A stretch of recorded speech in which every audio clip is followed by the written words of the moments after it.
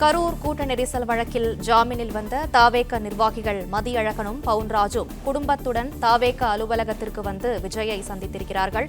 கூடுதல் விவரங்களை செய்தியாளர் யுவராஜ் வழங்க கேட்கலாம். யுவராஜ், வணக்கம். மேலும் விவரங்களை சொல்லுங்க. வணக்கம்.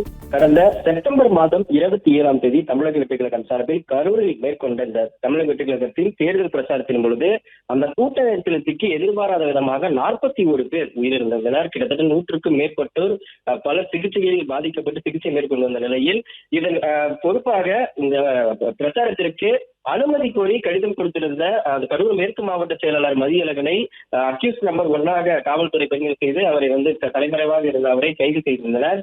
அதே போன்று அவருக்கு அடைக்கலம் கொடுத்திருந்த தமிழக வெற்றி கழகத்தை சார்ந்த பவுன்ராஜ் என்பவரையும் காவல்துறையினர் கைது செய்திருந்த நிலையில் இருவரும் நிபந்தனையற்ற ஜாமீன் மூலமாகவும் அதே போன்று நீதிமன்ற காவலில் விசாரணையின் பொழுதும் இருந்து வந்தனர். தொடர்ந்து தற்பொழுது நேற்று இவர்கள் இருவருக்கும் ஜாமீனில் விடுவிக்கப்படுவதாக அனுமதியானது வழங்கியிருந்த நிலையில் இன்று சிறையிலிருந்து இருவரும் வெளிவந்தனர். தற்பொழுது மதியழகன் மற்றும் பவுன்ராஜ் ஆகிய இருவரும் தமிழக வெற்றி கழகத்தின் தலைவர் விஜயை சந்திப்பதற்காக இன்னைக்கு சென்னை வந்திருப்பதாக தகவலானது வெளியாகின்றது.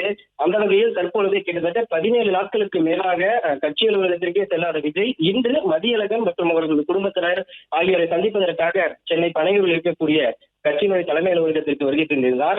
தாவேக தலைவர் விஜய் சிறையிலிருந்து வெளியே வந்த கரூர் மேற்கு மாவட்ட செயலாளர் மதியழகன் மற்றும் கரூர் நகர பொறுப்பாளர் பவுன்ராஜ் ஆகிய இருவரின் குடும்பத்தினருடன் இன்று சென்னை பனையூரில் இருக்கக்கூடிய இந்த கட்சி அலுவலகத்தில் சந்தித்திருக்கின்றார்.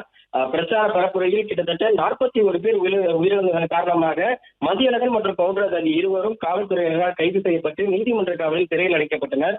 தொடர்ந்து இது சம்பந்தமாக தமிழக வெற்றி கழகத்தின் பொதுச் செயலாளர் ஆனந்த், துணை பொதுச் செயலாளர் CTR நிர்மல்குமார், கரூர் மாவட்ட செயலாளர் மதியழகன் மற்றும் நிர்வாகி பவுன்ராஜ் ஆகியோர் மீது வழக்கு பதிவு செய்து மாவட்ட செயலாளர் மதியழகன் மற்றும் பவுன்ராஜ் ஆகிய இருவரும் கைது செய்யப்பட்டிருந்தனர். தொடர்ந்து கட்சியினுடைய பொதுச் செயலாளர் என் ஆனந்த் அவர்கள் தொடர்ந்து 16 நாட்களுக்கு மேலாக தலைமறைவாக இருந்த காரணமாகவும் அதே போன்று அவர்களை தனிப்படை அமைத்து தேடி வருவதாகவும் காவல்துறை சார்பில் தகவல் தெரிவிக்கப்பட்டிருந்தது.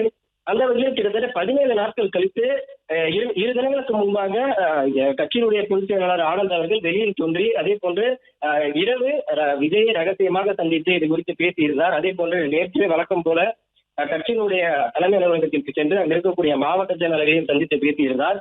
இதன் பிறகு நேற்று நிபந்தனை ஜாமீன் மூலமாக கரூர் மேற்கு மாவட்ட செயலாளர் மதியழகன் மற்றும் பவுன்ராஜ் ஆகிய இருவருக்கும் ஜாமீன் விடுவிப்பானது அது தெரிவிக்கப்பட்டது.